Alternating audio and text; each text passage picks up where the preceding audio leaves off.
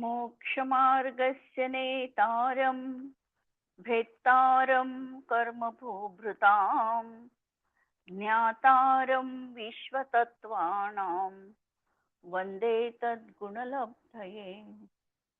वीरं प्रणम्य भववारिनिधि प्रपोतम् उद्योतिताखिलपदार्थमनल्पपुण्यं निर्वाणमार्गमनवद्यगुणप्रबन्धम् आत्मानुशासनपदं प्रवरं प्रवक्षे।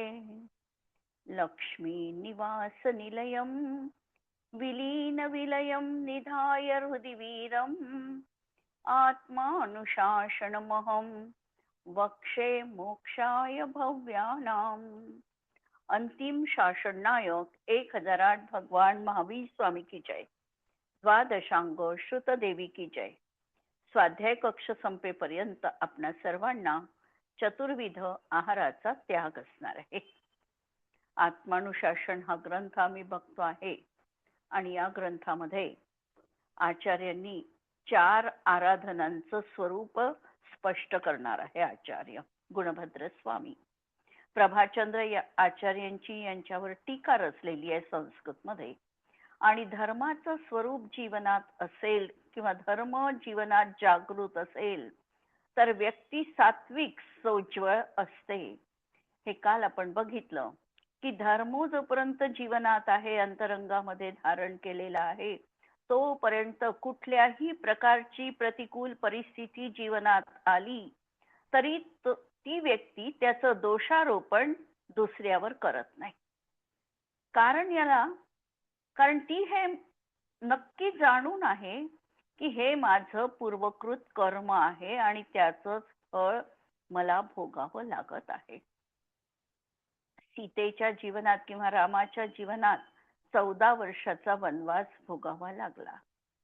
सम्यक्त्व जीवनात असल्यामुळे त्यांनी त्याच्या मातेला, वडिलांना दोष दिला नाही। उलट काहीतरी माझाच अपराध आहे हे तो जाणून होता। अशाच प्रकारच्या सम्यक दृष्टीच्या अभिप्रायात ही गोष्ट निरंतर असते की मला जे सुख किंवा दुःख जीवनात प्राप्त झालेलं आहे ते दुसऱ्यांमुळे नाही। दुसरे तर केवळ निमित्त कारण बनणार आहे, निमित्त पडणारच आहे आणि त्याला निमित्ताला दोष देऊन काहीही उपयोग नाही। ते निमित्त नसतं पडलं तर दुसरं कोणतं तरी निमित्त पडलं असतं आणि तशा प्रकारची घटना घडली असतीच। म्हणून प्रत्येकाला जे सुख दुःख प्राप्त होत आहे ते आपल्याच कर्मामुळे होत आहे आणि जोपर्यंत धर्म जीवनात आहे तोपर्यंत ही गोष्ट त्याच्या अंतरंगात ठाम त्यांनी जागृत ठेवलेली आहे। आणि जर या धर्माचं अधिष्ठान जीवनातून निघालं तर त्याचा दोष तो नक्की दुसऱ्यावर देईल आणि एकमेकांना मारण्यासाठी उतारू होईल। ही गोष्ट आपण बघितली। त्यानंतर आचार्यांनी सांगितलं होतं की तू एखाद्या सुखाची अनुभूती घेतोय, इंद्रियजन्य सुख भोगत आहे, केवळ तू सुख भोगतो आहे म्हणून तुला दुःखाची प्राप्ती होणार नाही। उदाहरण दिलेलं होतं, एखादी व्यक्ती मिष्टान्नाचं प्रमाणामध्ये सेवन करते, अतिरिक्त सेवन करत नाही तर तिला अजीर्ण होत नाही। ती आपल्या कपॅसिटीनुसार खाते आहे, तिला अजीर्ण होणार नाही। पण जी व्यक्ती खूप मिष्टान्न खाते आणि गरिष्ठ प्रमाणामध्ये खाते, स्वतःची शक्ती किती आहे हे न बघता खाते, तिला अजीर्ण ज्याप्रमाणे होतं त्याप्रमाणे विषय सुख केवळ भोगल्याने दुःख होतं असं नाही आहे। त्यांनी दुःख होणार आहे, परंतु त्यांनीच केवळ दुःख आहे असं नाही, तर त्या विषय सुखांचं प्राप्ती करण्यासाठी जी कषायांची तीव्रता दिसते, अन्याय आचरण दिसते, प्राणी हत्या, असत्य भाषण, कुशील सेवन, चोरी इत्यादी प्रकारे ती व्यक्ती ज्या वेळेला पापामध्ये प्रवृत्त होते आणि विषय सुख मिळविण्याचा अहोरात्र प्रयत्न करते, ते त्याच्या दुःखाचं कारण आहे।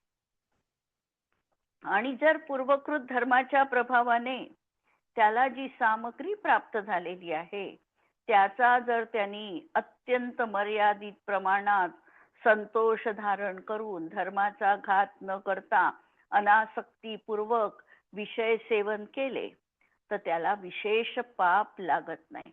आम्ही उदाहरण पाहतो, भरत चक्रवर्ती सारखं उदाहरण पाहतो. षटखंडाचे ते अधिपती होते, परंतु भोग भोगत असताना मर्यादेमध्ये राहून त्यांनी भोग भोगला. ज्या वेळेला 3 गोष्टी त्यांच्या जीवनात एकाच समयात घडल्या. कोणत्या 3 गोष्टी घडल्या? त्यांना त्यांच्या कोशागारामध्ये चक्ररत्नाची प्राप्ती झाली. दुसऱ्या राजदूतांनी येऊन बातमी सांगितली, तुम्हाला पुत्ररत्न प्राप्त झालेला आहे. आणि तिसऱ्यानी सांगितलं की आदिनाथ स्वामींना केवल ज्ञानाची प्राप्ती झालेली आहे. 3 वार्ता कानावर युगपत आल्यानंतर त्यांनी सर्वप्रथम काय ठरवावं? त्यांनी पहिल्यांदा तर आदिनाथ भगवंतांना परोक्ष रीतीने वंदन केलं, 7 पावलं समोर जाऊन.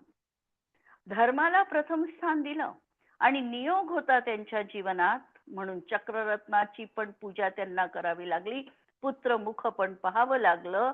पण हे बघत असताना सर्वात प्राधान्याने त्यांच्या अंतःकरणात हा भाव होता की मी कधी आदिनाथ स्वामींच्या समवशरणामध्ये धर्म श्रवण करण्यासाठी जाईल.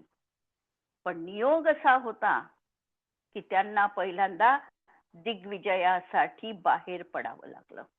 आणि ते बाहेर पडत असताना त्यांना मनामध्ये अतोनात दुःख झालं की सगळे लोक समवशरणात चाललेले आहे आणि मी हा अभागा असा भरत, मला मात्र आदिनाथ स्वामींच्या समवशरणात जाता येत नाही आणि मला दिग्विजयासाठी बाहेर पडावं लागतं आहे.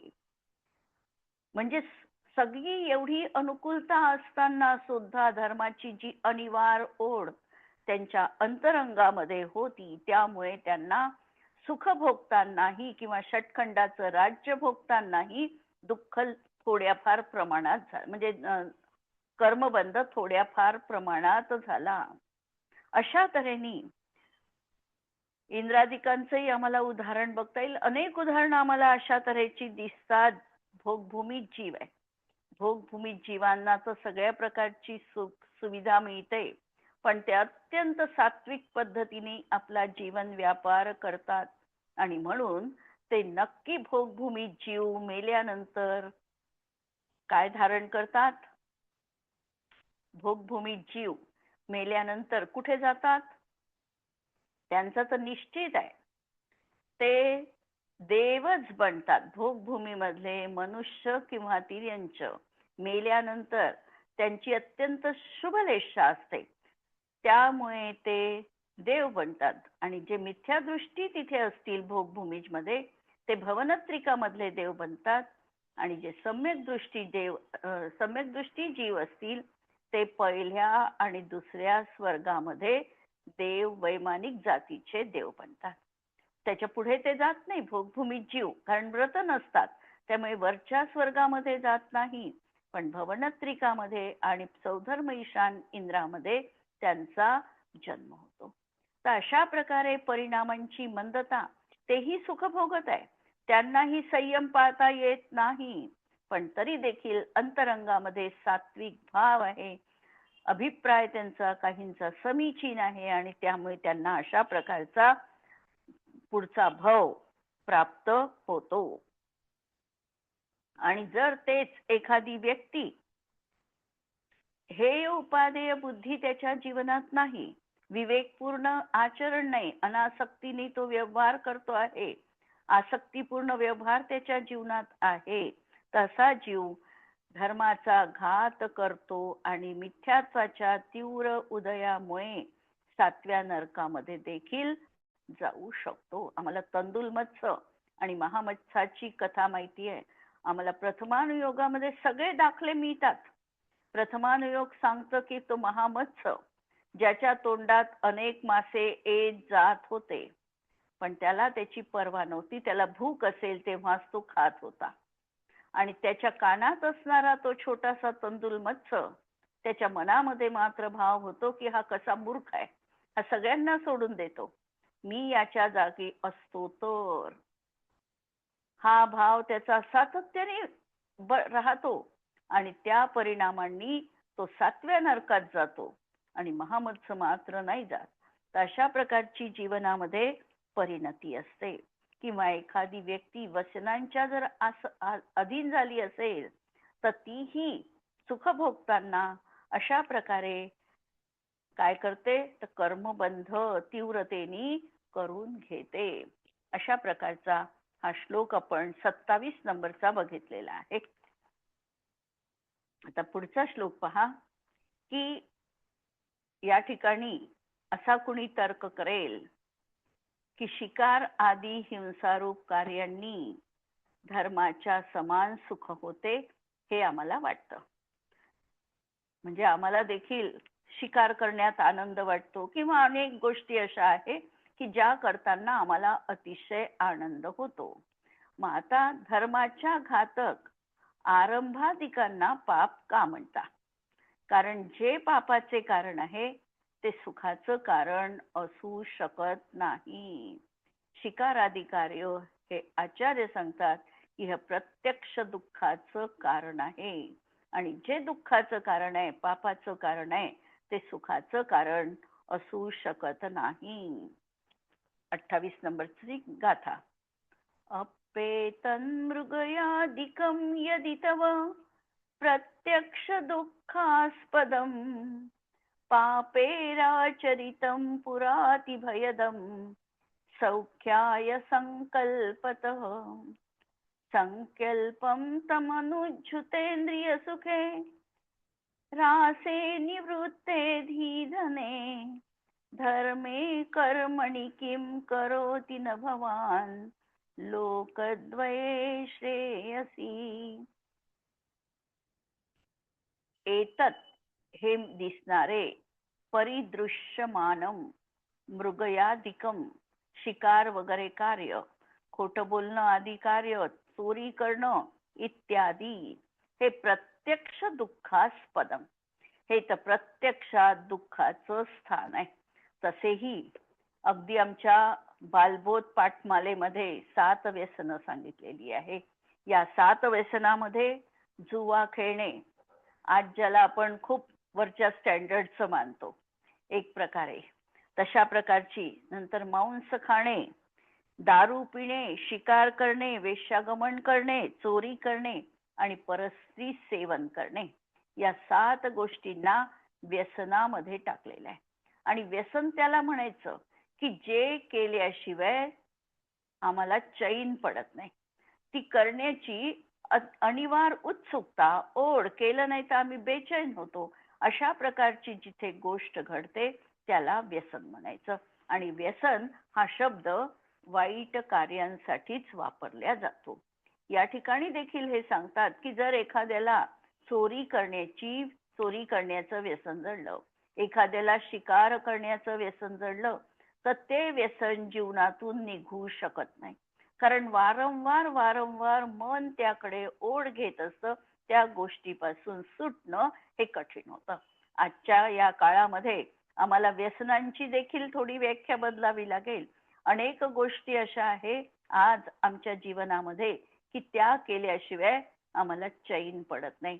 1 मिनिटही आम्ही मोबाईलला बाजूला ठेवत नाही. म्हणजे त्या काळात ती व्यसन म्हटल्या जात होती. आजची व्यसनाची व्याख्या थोडी आम्हाला बदलावी लागेल. आणि अशा प्रकारे या शिकार करण्याआदी गोष्टी, त्या कार्यातही मोठमोठे राजे शिकारीसाठी जात होते आणि त्यांना आवड होती आणि ते ठराविक काळामध्ये तशा प्रकारच्या शिकारासाठी प्रवृत्त होतच होते आणि त्याच्यात ते सुख मानत होते.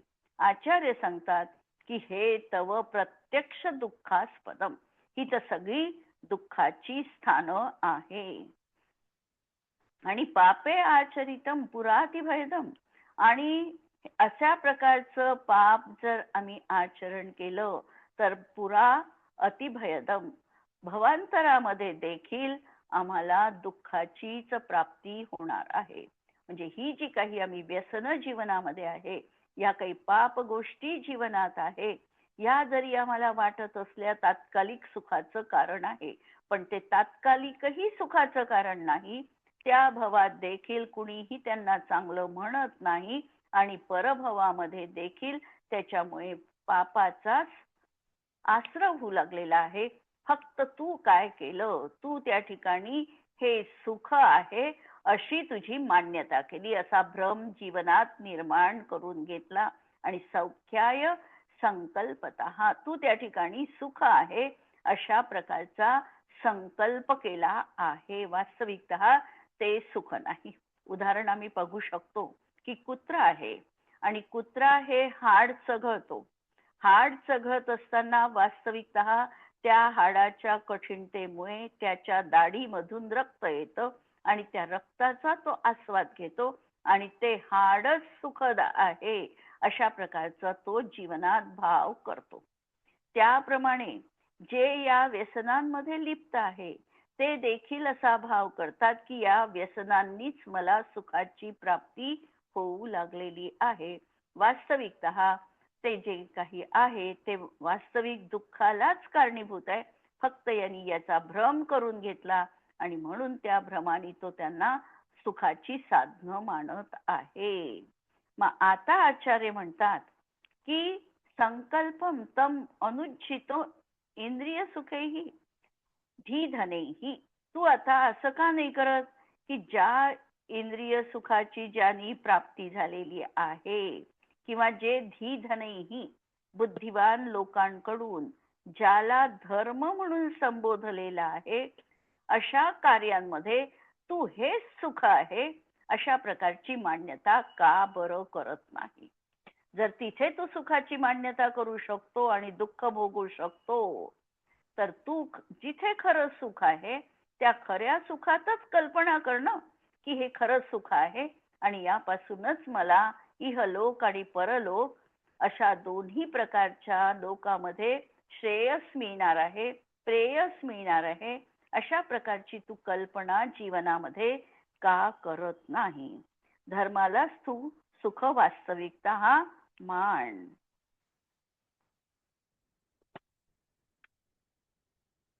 आता सुख आणि दुःख वास्तविकतः कसं आहे तर मनाच्या कल्पनेवर अवलंबून आहे. बरंच प्राणी पदार्थांना इष्ट आणि अनिष्ट अशी कल्पना करतो.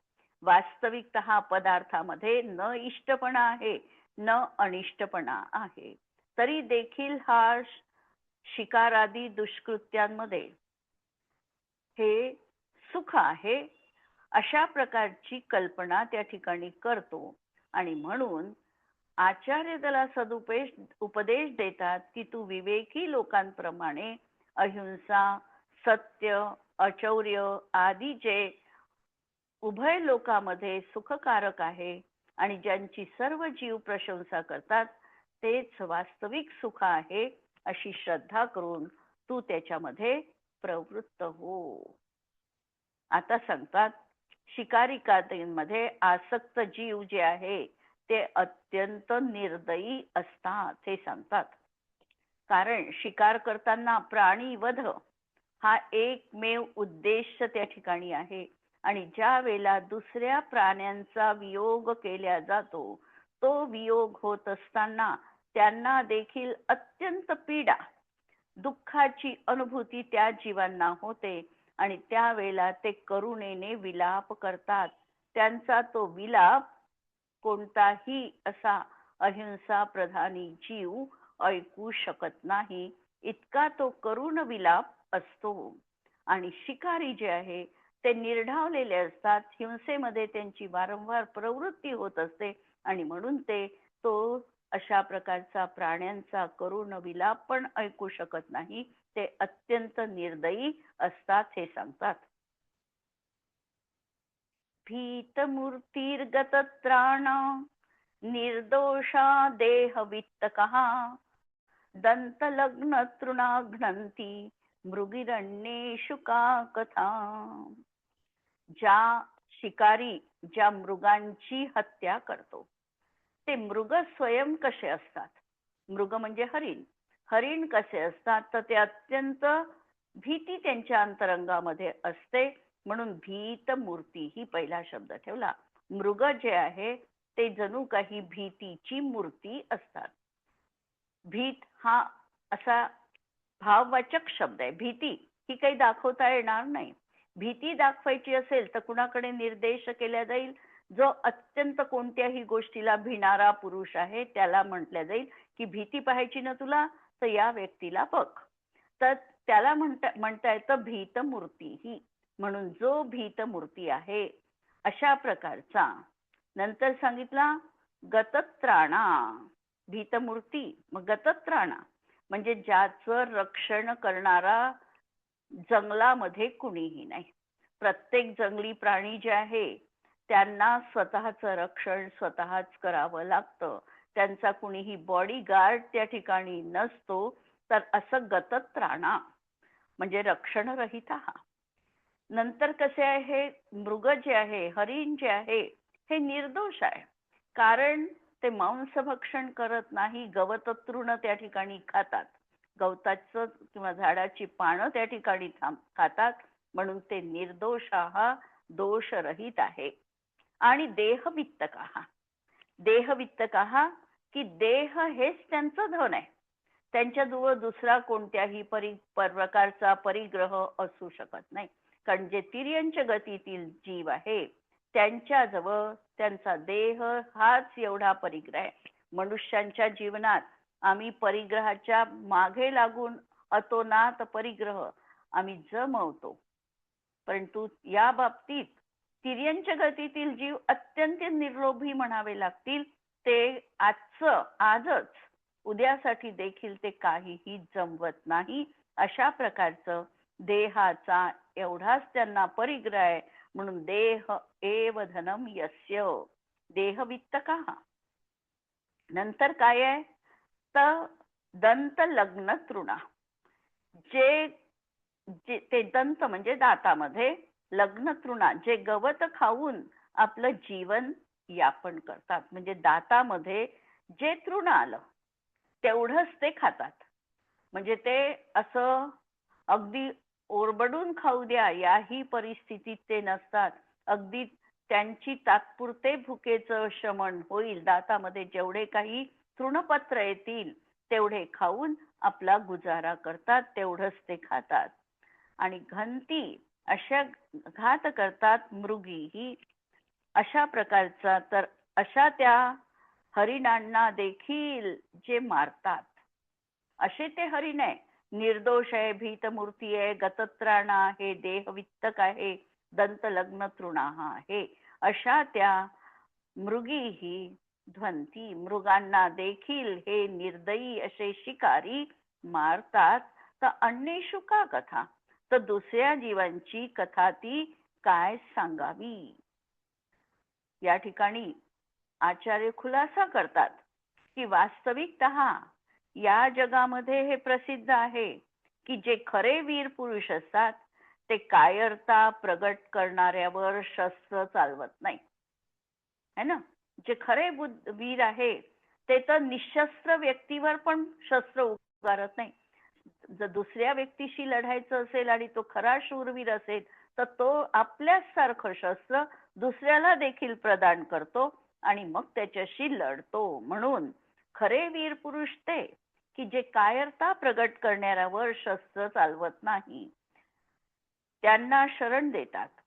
जे अरक्षित आहे, निरपराध आहे, सैन्य शस्त्राधिकांनी रहित आहे किंवा दाती तृण धरून जे आपला पराजय मान्य करतात त्यांना ते कधी मारत नाही. इथे दंत लग्न तृणावर त्यांनी श्लेष साधलेला आहे आचार्यांनी की दाती तृण देऊन शरण येणं.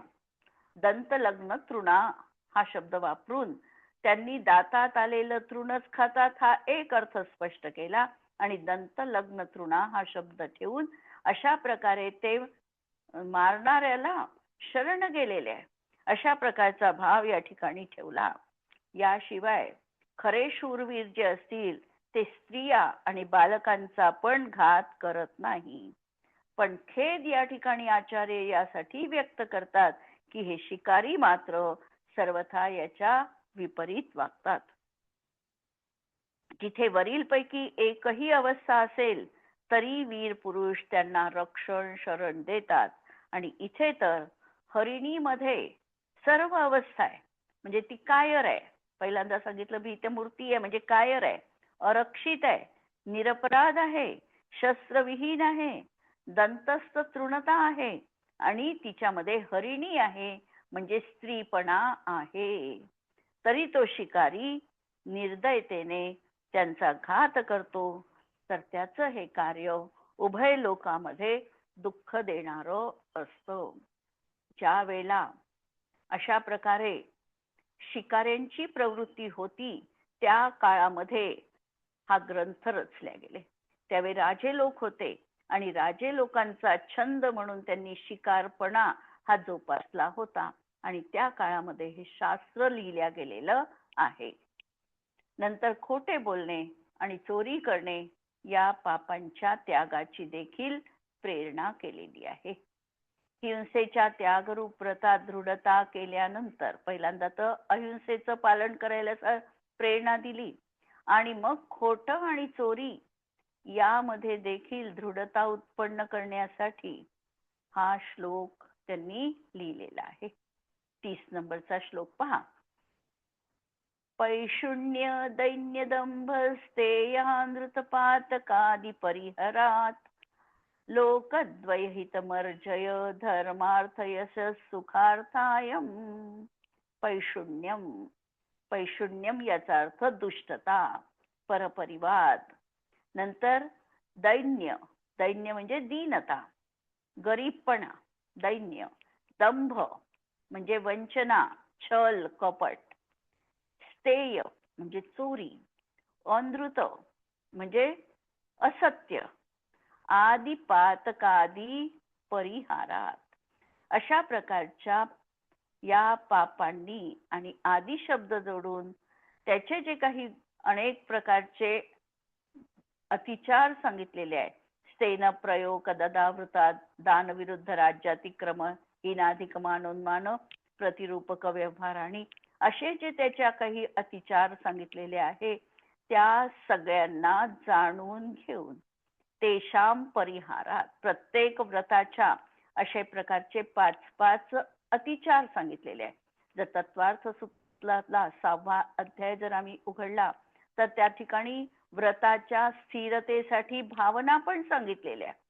तस्थैर्यार्थम भावना पंच अशा भावना सांगितल्या आणि व्रतामध्ये अतिचार कसे लागतील याचं पण आचार्यांनी वर्णन केलं. अतिचार आणि अनाचार हे 2 शब्द आहे. अतिचारामध्ये काय घडलं जातं? अतिचार जिथे आहे त्या ठिकाणी आणि अनाचार या 2 गोष्टीमध्ये काय फरक आहे? अतिचारामध्ये व्रतामध्ये दोष लागलेला आहे, पण तो प्रायश्चित्त आदी घेऊन तो दोष दूर करता येऊ शकतो अतिचारात. आणि अनाचारामध्ये जे काही व्रत घेतलेले आहे या व्रताचा भंगच झालेला आहे, म्हणजे व्रत तुमचं राहिलं नाही. व्रत जर परत आम्हाला आमचं घ्यायचं असेल तर ते परत पहिलेपासून स्टार्ट करावं लागेल, सुरुवात करावी लागेल अनाचारामध्ये. अतिचारामध्ये तसं नाही. अतिचारामध्ये क्षणिक आमचा विकार भाव जागृत झालेला आहे किंवा जो विषय सोडलेला आहे त्या विषयामध्ये तात्पुरती मनानी प्रवृत्ती झालेली आहे, परंतु कायेनी मात्र दोष घडला नाही. आणि अनाचारामध्ये प्रत्यक्षात व्रतभंगाची क्रिया झालेली आहे. जसं रात्री भोजन त्यागाचं जर व्रत एखाद्याने घेतलं असेल तर त्या ठिकाणी त्याचा नियम आहे आणि त्याचा वेळ झालेली आहे. वेळ झालेली असताना तो परत पहिल्यांदा मनात तर विचार आला त्याचा 5च मिनिटं झाले, काही हरकत नाही खायला. माझा 5 मिनिटं आधीपर्यंतचा नियम होता, आता वर 5च मिनिटं झाले, हरकत नाही. हा मनाचा विचार झालेला आहे. पण लगेच त्याचं मन सावरलं आणि त्याने विचार केला, नाही 5 मिनिटं म्हणजे उशीरच आहे, मला माझ्या व्रताचा भंग करायचा नाही. अतिचार लागला त्याला, कारण मनाचा विचार गेला होता की काही खाल्लं तर हरकत नाही आहे बा. पण दुसऱ्याच क्षणी त्यांनी सावरलं आणि ती क्रिया करण्यापासून तो निवृत्त झाला. आणि अनाचारामध्ये मात्र 5 मिनिटाचा उशीर आहे, खाऊन घेऊ, नंतर प्रायश्चित्त घेऊ, हा विचार हा अनाचारामध्ये गेला. पण अनाचार ज्या वेळेला झाला तेव्हा तुमचं ते व्रत राहिलं नाही हे निश्चित आहे. आणि म्हणून या ठिकाणी हे जे पापाच्या सगळ्या गोष्टी सांगत आहे, या पापांच्या गोष्टींमध्ये सगळ्या प्रकारचे सगळ्या व्रताचे अतिचार पण आम्हाला बघायचे आहे. हा आमच्यासाठी लिहिलेला आत्मानुशासन ग्रंथ आहे. आणि आत्म्याचं अनुशासन जर आम्हाला करायचं असेल, मनाची स्थिरता जर आम्हाला सांभाळायची असेल, तर आम्हाला 5ही व्रतांपासून एखाद्या वेळेला चुकीनी अतिचार घडला तर क्षम्य, पण अनाचार माझ्या जीवनात येऊ देणार नाही हे लक्षात घेतलं पाहिजे. आणि त्यासाठी आम्हाला अतिचाराचं आणि अनाचाराचं स्वरूप समजलं पाहिजे. या ठिकाणी हे सगळे पापक्रिया सांगत आहे. आणि या पापक्रियेमध्ये व्रत धारण करायचं आहे तुला, हा आचार्य उपदेश देत आहे. सध्या अनुव्रतांपर्यंतच ते आलेले आहे. आणि अनुव्रतांमध्येच अशा प्रकारच्या अहिंसा अनुव्रत, सत्यानुव्रत, स्तेय अनुव्रत अशा प्रकारची व्रत ही त्या ठिकाणी आचार्य आमच्या मनाची अनुशासित करण्यासाठी तयारी करत आहे. म्हणून पहिल्यांदा तर सांगितलं पैशून्य म्हणजे परनिंदा तू टाळ. आणि सांगितलेल्या गोष्टी इतक्या सहज शक्य आहे. जर आम्ही ठरवलं की मला दुसऱ्याची निंदा ऐकायची नाही, करायची नाही, कुणी करत असेल तर तिथून मी निघून जाईल, तर हे शक्य आहे की नाही आहे? स्वतःला प्रश्न विचारायचे हे सगळे. हे शक्य आहे. म्हणून परनिंदा. दुसरं सांगितलं दैन्य, कुठल्याही प्रकारची दीनता याचना मी जीवनात करणार नाही. दंभ, छल कपट, कोणतीही गोष्ट कपट करून मिळाली तर तिचं वास्तव्य जीवाजवळ 11 वर्षापश्चात जास्त राहत नाही. नक्की ही गोष्ट आहे. चोरी केलेली वस्तू असेल 11 वर्षापश्चात जास्त काळ ती जीवनात टिकत नाही. म्हणून छल कपट चोरी आदींनी केलेली क्रिया ही आमच्या जीवनात एक तर मानसिक आमचं स्वास्थ्य बिघडतं, ती आम्हाला सुखानी चैनची झोप येऊ देत नाही. आणि ती वस्तू आम्हाला जी प्राप्त करायची होती ती मिळाली तरीही ती टिकणार नाही. अशा प्रकारे या गोष्टींनी याच्या अनुषंगाने या दोन्हींचा आम्हाला त्याग करून इहलोक आणि परलोक याच्यामध्ये आम्हाला धर्म, अर्थ, यश आणि सुख अशा सुखासाठी आम्हाला ह्या गोष्टी जीवनात करायच्या आहे. म्हणजे एक आचार्यांनी या ठिकाणी प्रेरणा दिली की तू जर अनुव्रताचं पालन केलं तर तुझा धर्म हा महनीय होणार आहे, पूज्य होणार आहे. साध एक व्रत देखील निष्ठेनी जर त्याचं पालन तुझ्या जीवनात झालं तर त्यामुळे धर्म, अर्थ, यश, कीर्ती आणि सुख हे जीवनात तुला मिळणार आहे. धर्म, अर्थ, यश आणि सुखार्थ हे तुझ्या जीवनात नक्की होणार आहे. कारण अभिप्राय बदलला आहे. व्रतामध्ये तो स्थिर झाला, व्रतात स्थिर झाला, याचा अर्थ जीवनात त्याचं 5वं गुणस्थान झालं. 5व्या गुणस्थानामध्ये त्याला ज्या कर्म प्रकृतींचा आश्रव आणि बंध होणार नाही त्या प्रकृती आता त्याच्या जीवनात निघून गेल्या. सम्यक्त्वच झालं की त्याला 41 प्रकृतींचा बंध रुकला होता. या गुणस्थानात आल्यानंतर आणखी 10 प्रकृतींचा त्याला बंध विच्छुत्ती होणार आहे. आणि अशा तऱ्हेने त्याच्या जीवनात आता शुभच क्रिया येईल, शुभच क्रिया राहील आणि त्यामुळे पुण्यबंधच विपुलतेने होईल. पापबंध तर होणार आहे. जोपर्यंत घाती कर्म आहे तोपर्यंत पाप बांधणारच आहे. पण पाप बांधत असताना त्याचा अनुभाग कमी होईल आणि जे पुण्य बांधत आहे त्याचा अनुभाग खडीसाखर अमृत रूपाचा जीवनात होणार आहे. म्हणजे पापक्रियेसाठी त्यांनी उदाहरण दिलेलं आहे. घाती कर्माच्या पापकर्मासाठी लता, दारू, अस्थी आणि शैलरूपाचा. आणि अघातीच्या पापासाठी कारण सांगितलेलं आहे निंब, कांजी, विष, हलाहल रूपाचा. आणि इकडे सातासाठी म्हणजे पुण्यबंधासाठी, कारण अघातीतच पुण्यबंध आहे, त्याच्यासाठी सांगितलं गूळ, साखर, खडीसाखर आणि अमृत रूपाचा. आता आमच्या जवळ चॉईस आहे की आम्हाला काय करायचं आहे. आम्हाला पुण्यबंध हवा आहे, जीवनामध्ये सुख हवं आहे, की आम्हाला जीवनामध्ये हलाहलासारखं दुःख हवं आहे. म्हणून आचार्य या ठिकाणी हे सगळं आमच्या अंतरंगात त्याग दृढ करण्यासाठी या गोष्टी आचार्य या ठिकाणी सांगतात आहे. इथे आपण थांबूया.